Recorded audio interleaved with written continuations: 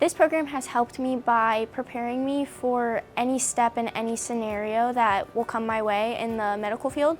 And I also work in a nursing home, which this program has helped tremendously with. The main focus is actually direct patient care. And if you're someone who wants to take care of people at a time of need and provide hands-on care, this is the class for you.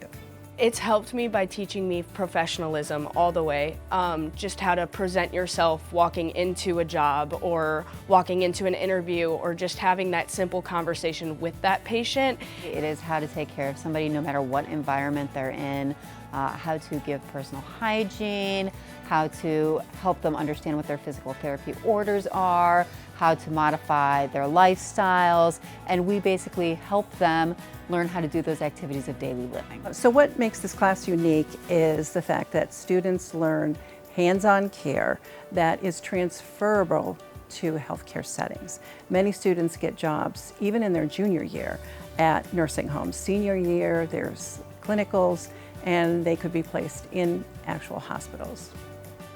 This is great for those hands-on learners because not only do you get to learn that knowledge, but you actually get to physically do.